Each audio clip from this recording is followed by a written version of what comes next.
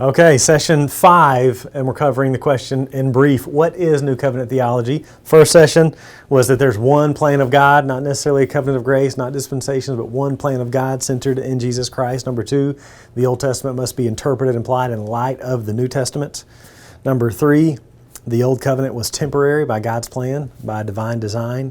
Number 4, the Old Covenant law is a unit. It goes together. We don't have any biblical basis to do moral, civil, ceremonial. And then 5, now, Christians are not under the law of Moses, but the law of Christ. So this is really related to the previous point on the law being a unit and the law being temporary, but to show that Christians are not under the law of Moses. And one of the main ways to do this, kind of where the rubber meets the road, is when it comes down to the Sabbath. Because what covenant theology will say is that we're bound to the moral law of God. It's an eternal moral law, and then they'll define that as the Decalogue, the 10 Commandments, the 10 words. And all Christians would say yes and amen to 9 of the 10. And so really the rubber meets the road with the Sabbath commandment, the 4th commandment.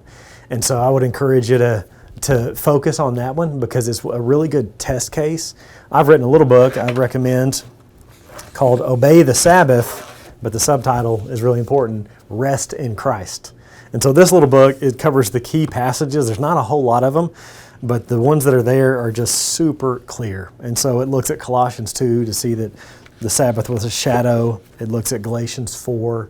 It looks at Hebrews 3 and 4. It looks at Romans 14 where Paul says you can do whatever you want. Honor one day, another honors another day. What matters is you're doing it in honor of the Lord, which is very different than what we're commanded in the Old Covenant. And so we would say that the Sabbath was a type. It pointed forward to the rest we find in Christ. Matthew 11:28, come to me and find rest, which leads right into Matthew 12:1 and following, where Jesus says he's the Lord of the Sabbath. So the Sabbath commandment becomes a big point of conversation here. But rather than focus too much there, I just want to look at a few key passages. We'll start at 1 Corinthians chapter 7, verse 19. Apostle Paul says, neither circumcision counts for anything, nor uncircumcision, but keeping the commandments of God. Now, if you're thinking, what's wrong with that statement? Well, at the end of the day, nothing's wrong with it. But what would a first century Jewish person say to that? Circumcision doesn't matter. What matters is keeping the commands. They say, wait a minute, circumcision is a command. So clearly there's been a shift in terms of the commandments of God that we're bound to. Again, the point is we're not under the law of Moses as Christians. We're under the law of Christ. And probably the most clear passage just comes a couple chapters later from 1 Corinthians chapter 9. It's a passage really about evangelism and how Paul can be flexible depending on his context, but we learn a really clear theology of the law from these verses. So 1 Corinthians 9:19 says this, for though I am free from all, I've made myself a servant to all, that I might win more of them. To the Jews I became as a Jew in order to win the Jews. To those under the law I became as one under the law. And he has some really important parenthetical comments. Though not being myself under the law. Paul just said he's not under the law. Parentheses closed, that I might win those under the law.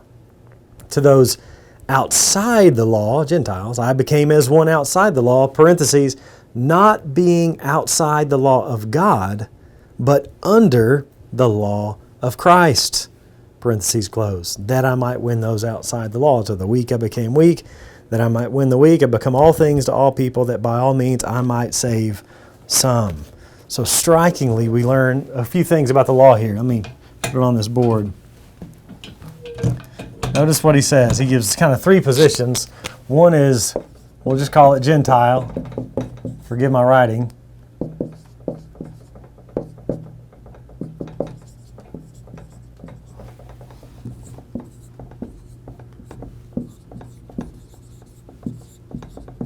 So he can be like a Gentile. He can be like outside the law without the law. He can be like a Jew under the law, but he says, I'm not being under the law. What does he say there? Again, it's 1 Corinthians 9, verse 20. Though not being myself under the law, that I might win those under the law. To those outside the law, became as one outside the law, not being outside the law of God.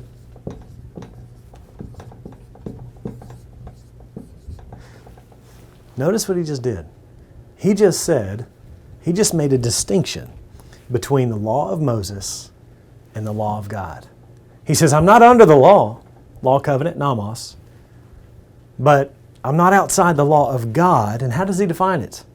I'm in-lawed to Christ.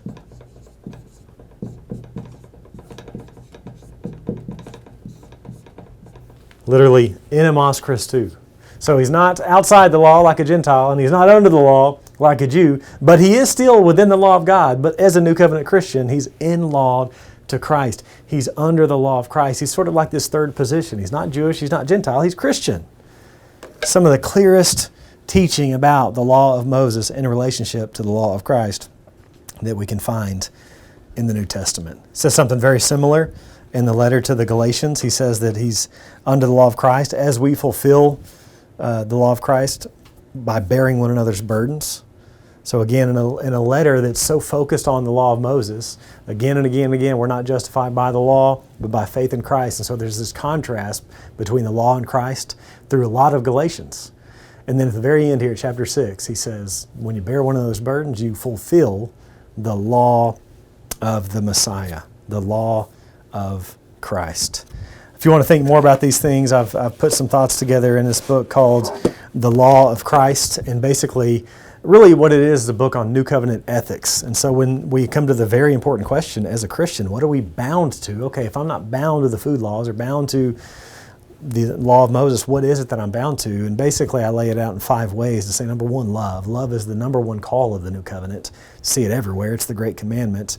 And really that's tied to the second one, which is the example of Jesus, because we really learn what love is from him. The law of the Messiah in some ways could be summed as the law of love. He says it again and again in 1 John 3:16, by this we know what love is. Jesus laid down his life for us. So the example of Jesus really defines love for us. But then third tier of New Covenant ethics is the teaching of Jesus, most notably the Sermon on the Mount. But then the teaching of the apostles. Jesus teaches in John 14, 15, 16 that basically he, by the Spirit, is going to remind the apostles. So there is no distinction between the red words and the black words. The teaching of the apostles in the New Testament has the same weight and authority as the teaching of Jesus. But at the end of the day, it's the whole Bible. The whole Bible, but interpreted and applied in light of Christ, which is a really important distinction. So the 5th point, Christians are not under the law of Moses, but under the law of Christ.